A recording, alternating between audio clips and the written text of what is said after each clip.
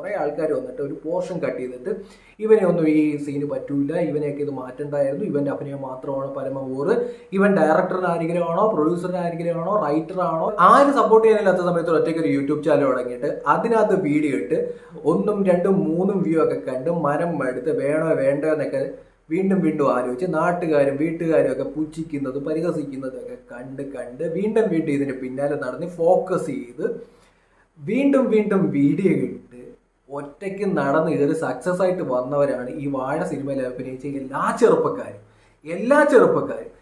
ഈ ആൾക്കാരെയാണ് കുറെ ആൾക്കാർ ഒരു സിനിമ കണ്ടിട്ട് ഒരു പോർഷൻ കട്ട് ചെയ്തിട്ട് സൈബർ ആക്രമണം നടത്തി അങ്ങ് ഇല്ലാതാക്കാം എന്നൊക്കെ കരുതുന്നത്.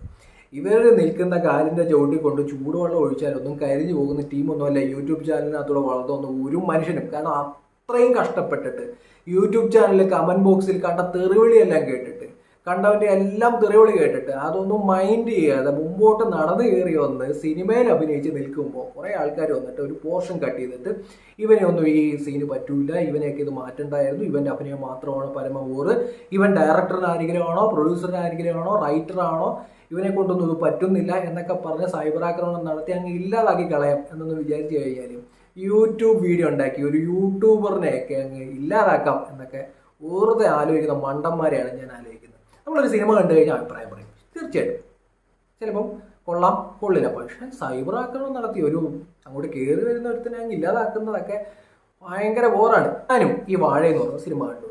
ഞാനും കോട്ടയം നസീറിന്റെ ആ പോർഷൻ കണ്ടു. അമിത ആ സിനിമയിൽ അഭിനയിച്ച കോട്ടയം നസീറിന്റെ ആ പോർഷൻ കണ്ടു. ആ പോർഷനിൽ പിന്നെ എങ്ങനെയാണ് അമിത് അഭിനയിക്കേണ്ടത് എനിക്ക് മനസ്സിലാവുന്നില്ല. രജനികാന്തിനെ പോലെ ആക്ഷൻ കാണിക്കണമായിരുന്നു. നിസ്സായനായി നിൽക്കുന്ന ഒരു ചെറുപ്പക്കാരൻ, തൊട്ടുമുമ്പ് ആത്മഹത്യ ചെയ്യാൻ പോകുന്ന ഒരു ചെറുപ്പക്കാരൻ, കൂട്ടുകാരെ കൺവിൻസ് ചെയ്ത് തിരിച്ച് വീട്ടിൽ കൊണ്ടുവിടുന്നു, അച്ഛൻ കാറിൽ കയറ്റാതെ ഒഴിവാക്കി വിടുന്നു.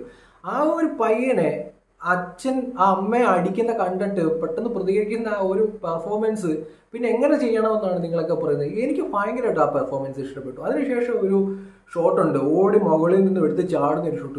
ഇത്ര കിട്ടിലായിട്ട് ആ ഷോട്ട് എടുത്ത് വെച്ചത്. ഞാൻ ആ സിനിമയിൽ അഭിനയിച്ച ഓരോരുത്തരെയും ശ്രദ്ധിച്ചിട്ടുണ്ട്. നിങ്ങൾ ശ്രദ്ധിച്ചായിരുന്നു? ഇപ്പം നമ്മളെല്ലാവരും ഇരുന്നിട്ട് ഓരോരുത്തരെ കളിയാക്കുന്നു. വർഷങ്ങൾക്ക് മുമ്പ് സ്റ്റേജിൽ ഒത്തിരി കൂവല് കേട്ടവരായിരിക്കും കോട്ടയം നസീറും അസീസ് നെടുമങ്ങാടും നോബിയൊക്കെ. പരിഹാസങ്ങൾ കേട്ടവരായിരിക്കും, പലരുടെയും മുമ്പിൽ നാണം കെട്ട് നിന്നിട്ടുണ്ടായിരിക്കും. പക്ഷെ അന്ന് അവർ കളഞ്ഞിട്ട് പോയിരുന്നെങ്കിൽ ഇന്ന് അവർ ബെസ്റ്റ് ആക്ടേഴ്സാണ് മലയാള സിനിമയിൽ. അന്ന് കോമഡിയനായിരുന്നു, ഇന്ന് നല്ല ബെസ്റ്റ് ആക്ടേഴ്സാണ്. അപ്പം അതുപോലെ പെർഫോമൻസ് മാറി നിൽക്കുന്നതാണ് നമ്മൾ. കുറച്ച് വർഷങ്ങൾക്ക് മുമ്പ് ഫഹദ് ഫാസിലെ കൂവിയവരാണ് ഇപ്പം കൈയടിച്ചുകൊണ്ടിരിക്കുന്നത്. ഇത്രയൊക്കെ ഉള്ള കാര്യം. ഒന്നുമില്ലായ്മയിൽ നിന്നും നടന്നു കയറി വന്നവരെയൊക്കെയാണ് ഇവിടെ ആൾക്കാർ കൂവി തോപ്പിക്കാൻ നോക്കുന്നത് എന്നുള്ളതാണ്. അതും ഒരു യൂട്യൂബറിനെയൊക്കെ കൂവി തോപ്പിക്കുക എന്നൊക്കെ പറഞ്ഞു കഴിഞ്ഞാൽ അമ്മാതിരി കോമഡി എന്നല്ല എനിക്കൊന്നും പറയാനില്ല. നല്ല ചങ്കുറപ്പോടെ ഇതൊക്കെ കണ്ടും കേട്ടും തന്നെയാണ് ഇവരെല്ലാം കയറുന്നത്. അതുകൊണ്ട് തന്നെ അമിത്തിന്റെ പ്രൊഫൈലിൽ കയറി നോക്കി കഴിഞ്ഞാൽ ഈ ട്രോളൊക്കെ പുള്ളിക്കാരൻ എടുത്തിട്ട് ആഘോഷിക്കുന്നത് നമുക്ക് കാണാം. ഇത്രയേ ഉള്ളൂ കാര്യം. നിങ്ങളുടെ പെർഫോമൻസ് ഇഷ്ടമാണ് അമിത്തിന്റെ വീഡിയോസൊക്കെ ഞാൻ നേരത്തെ ശ്രദ്ധിച്ചിട്ടുണ്ട്. ഫാലിമയിലായാലും ഇതിനു മുമ്പ് നിങ്ങൾ വെബ് സീരീസ് ചെയ്തിട്ടുണ്ടായിരുന്നു. ഈ സിനിമയിൽ അഭിനയിച്ച ചെറുപ്പക്കാരെ നിങ്ങൾ നോക്ക്, എല്ലാവരും ഒരു ഗോഡ് ഫാദർ ഇല്ലാതെ കയറി വന്ന ടീമാണ്. എല്ലാവരും ആമിനത്താത്തയായാലും അല്ലെങ്കിൽ നമ്മുടെ രോമാഞ്ചത്തിലെ സിജോ ഒക്കെ ആയാലും അതുപോലെ ഓരോരുത്തരും ഞാൻ ഈ ഫോട്ടോയിൽ കാണിക്കുന്ന ഓരോരുത്തരും സ്ട്രഗിൾ ചെയ്യും. നാട്ടുകാർ പരിഹസിച്ച് നിനക്കൊന്നും പറ്റൂല എന്ന് പറഞ്ഞെടുത്തു വന്ന് നടന്ന് കയറി വന്ന് ബിഗ് സ്ക്രീനിൽ വന്നിട്ട് സിനിമയിൽ സക്സസ് ആയി നിൽക്കുന്ന ആൾക്കാരാണ്. വീണ്ടും സിനിമ കിട്ടിക്കൊണ്ടിരിക്കുന്ന ആൾക്കാരാണ്. ഒരു ബാക്ക്ഗ്രൗണ്ടും ഇല്ലാതെ തന്നെയാണ്.